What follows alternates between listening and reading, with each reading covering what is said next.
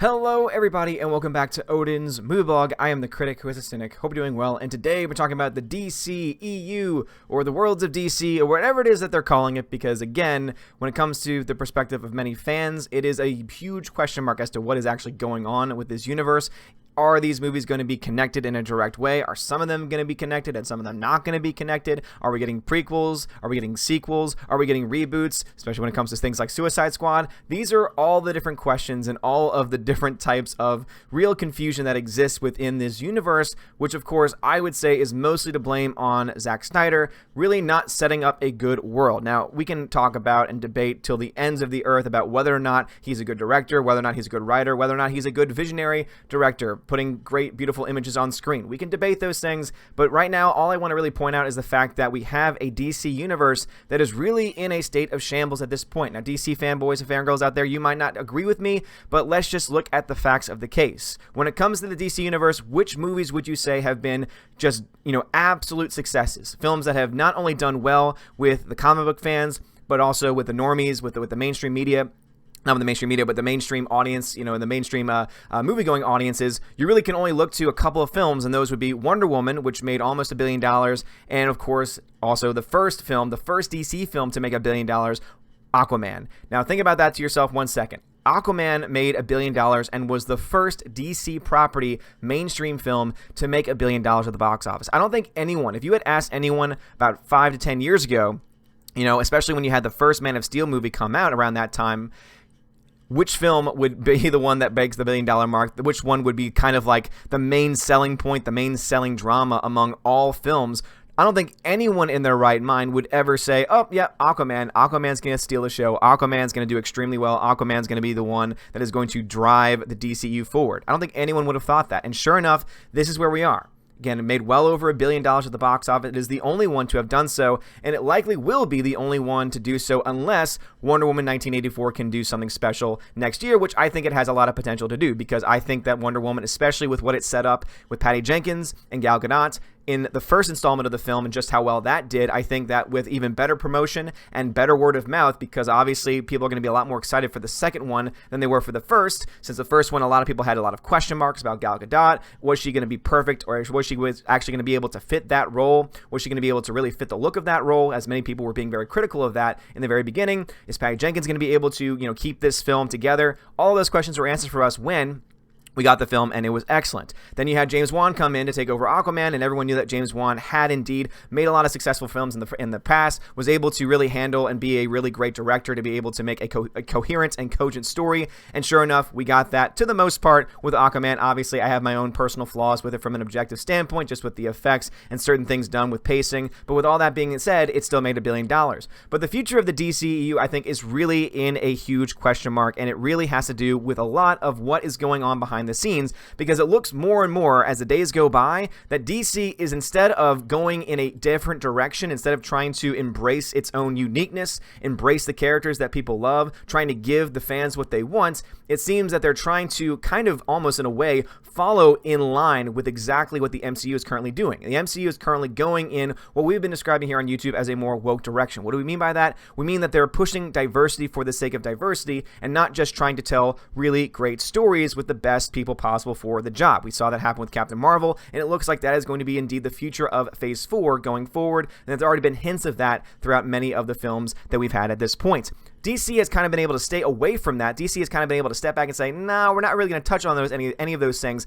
But then we look to the future of the DC universe, and it really just doesn't really make clear exactly what their plans are and how they are doing anything different than what Marvel is doing in the process. And a lot of it has to do with their future lineup of films. Of course, the rumor here, obviously you can see from Batting into Comics, is about the Supergirl feature film starting to film early next year, and also about the future slate of DC films that we have actually being confirmed. And this is where the confusion comes in, because this year, of course, we've got Joker coming out, which I'm very excited for. I think that Joaquin Phoenix is going to do a great job as the Joker. It's going to be really cool to see a unique take on the Joker's origin story in a much more realistic fashion. I tend to like those films, and most people, I think, tend to like those types of films as much as people do like those more comic book type films. The problem is that everything up to this point that I've seen where anyone's tried to really approach it from a more comic booky type level, at least when it comes to the DC universe, it really has fallen more flat than anything else. But when you look to the ones that have been taking a more grounded expansion, grounded look into it, for example, Nolan's trilogy of The Dark Knight, and then of course now looking ahead to the Joker, it seems to be something that everyone's going to be able to be drawn more into. But also the question mark remains,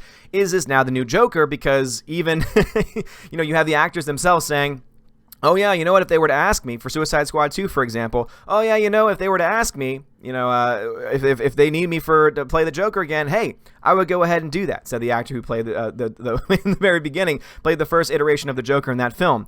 But then we look to the head. We look ahead to the future of the films, and we see Supergirl feature film being considered, and this is of course all in the light of Man of Steel still being kind of in the background of, is it going to happen or is it not going to happen? Because originally Matthew Vaughn and Mark Miller were attached. They have now said that they have not been officially attached to it, that they would be totally open to doing a Man of Steel 2, but that there really isn't any clear direction as to far what's going on with it, because a lot of it has to do with the fact that the main actor for Man of Steel is still in contract negotiations from the last time I heard, and it seems that Henry Cavill wants a little bit more money when it comes to that than anything else, and they don't really feel up to offering him that kind of money, though I'm sure also in their contract they're going to want him to actually sign on to several other films in the process, and not just for the next Man of Steel or not just for the next Justice League film. But let's go ahead and look to the upcoming films that are coming out. Well, first off, Forbes is reporting that Supergirl is in the beginnings to start working and is beginnings to start production, actual filming, in the beginning of 2020, and we can imagine that the director and producer and a lot of people behind the camera for that are going to be women. Now, of course, there's nothing wrong with that,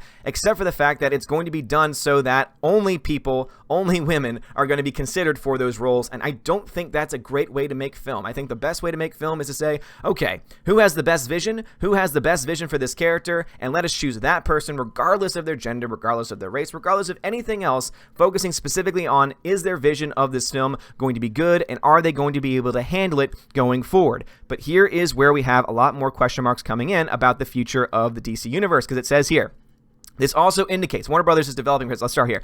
Warner Brothers is also developing, or at least contemplating, a fresh slate of DC films based on cult favorite characters. Booster Gold and the CW's Supergirl supporting character Martian Manhunter are among those who have featured, announced, or rumors. There is also a discernible shift in their focus towards projects surrounding female adventurers. Wonder Woman 1984 and Birds of Prey coming out next year. Batgirl might swing into theaters soon. I really hope not, especially after that Batwoman trailer going on. Now, of course, if Batgirl goes in a different direction, that could be okay. Coming into theater soon, The New Gods is now being written not only by Ava DuVernay, who is a well-known racist and also just one of the worst people in Hollywood right now. She's the one that made that atrocious film called A Wrinkle in Time, the same one that Brie Larson said, that movie wasn't made for you. It wasn't made for a 40-year-old white dude. It was made for someone else. That's what I want to hear. Even though objectively speaking, and almost all critics and audiences will tell you, no, the movie sucked. The movie was just really bad because Ava DuVernay is not that talented of a filmmaker.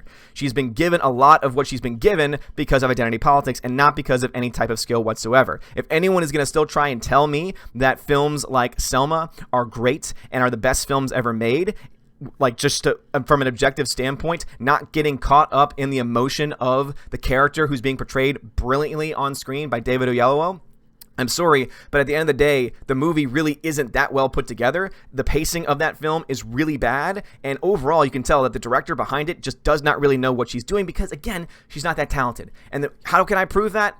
Wrinkle in Time. When you give her $100 million, when you give her all the freedom that she wants in the world, look what happens. You see exactly how little skill she has as a director. So anytime anyone tries to bring those defenses up there, I say, okay, well, I look to this because this was her chance to really show what skill she had, and she showed herself to not have any. And yet somehow, some way, even though she made that box office bomb, because it lost money at the box office, by the way, a Disney film losing money, somehow, some way, she was given the New Gods film. Why? Why do you think? Because of identity politics, because this is, of course, just the modern day movement, it seems. That last one reportedly will heavily involve Big Barda and the female Furies. Of course it will. Why not? In addition, WD's push for women directors is in full effect. DuVernay, Kathy Yan, the Patty Jenkins being in charge of the above productions. A rumor going around that Reed Morano, The Handmaid's Tale, ooh, isn't that going to be great? Is who the studio wants to direct Supergirl, though no director has been hired officially. Don't be surprised if a lady gets the job. Here is the biggest issue with all of those things. They seem to be fully focused, just like you see going on in the Marvel, and this is really kind of overall a more overall commentary on Hollywood in general. Is now they're trying just to overcompensate for the hashtag Me Too movement. Now it's all about, oh, well, you see, this isn't an issue. These aren't problems. And we can show that by saying, look who we're hiring. Look what movies were being made. But again, if you're going to force that, it's not at that point then true diversity. Forced diversity is not real diversity. Forced diversity is simply that. It's saying, I'm giving you this job because of your gender. I'm giving you this job because of your race. And that is not how any project, especially one with a creative lens behind it, should ever be done. It should be simply, who is the best person to take on this specific job? Who is the best person with the experience to be able to handle this type of project, regardless of any of those other factors? If we stay so focused on these small parts of who we are, again, because those are just small parts. You know, me being a male, that is a very small part of who I am as a person. There are so many other things. There are so many more important things that I want people to see me as instead of that. Same thing with my skin color as well. And of course, people are going to say, oh, of course you can say that because of your white male privilege. Of course, yeah, go ahead and just keep on saying your completely made up concepts that your college professor told you. At the end of the day, what we see is DC is very much going in a certain direction that the Marvel Cinematic Universe seems to also be going in. The big difference is that Marvel is going to be able to get away with it for at least a little while, because they've had 11 years of building up one of the largest franchises of all time, making a film that is going to get at least very close to making more money before inflation than Avatar, being one of the highest grossing films of all time at the very least. And yet on DC, you have one film that's broken just the $1 billion mark, and every other film has either barely broken even because of just how much it costs to actually make the film, or has just really come in under expectations for what the film should have done. The fact that the Justice League, with all of the main characters from the DC universe, only made $650 million worldwide, and every other film except for Shazam made more than that, should tell you all you really need to know about the current state. And if this is the future they're going to go in, if they're going to go in this focus on more identity politics and not on good storytelling, and you can really tell this too by other projects too. I mean, oh, you're just picking on the women. Okay, let's talk about The Suicide Squad. The fact that they've not even established whether it's a reboot or not. And the fact that they say, oh, it is a reboot, but we're using some of the same characters and we're using some of the same actors playing those characters too, which doesn't make any damn sense.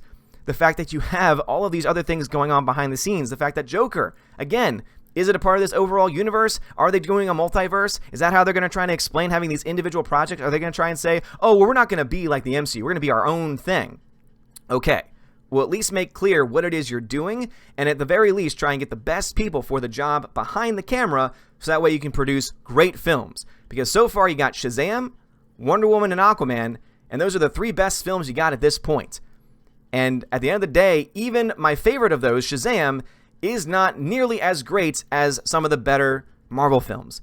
And that is a really sad thing. And that's not just because I'm you're a Marvel fanboy. I'm someone who hated Endgame and who's getting flack still to this day because I did not like Endgame because the plot is just a giant mess. So this is not someone coming from oh, you're just defending Marvel side of it. I'm going to be critical of Marvel.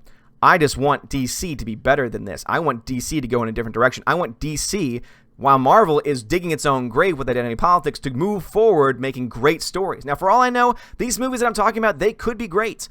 I have a lot of doubts about the one by Ava DuVernay, but that's because she has a really bad history when it comes to doing anything worth note.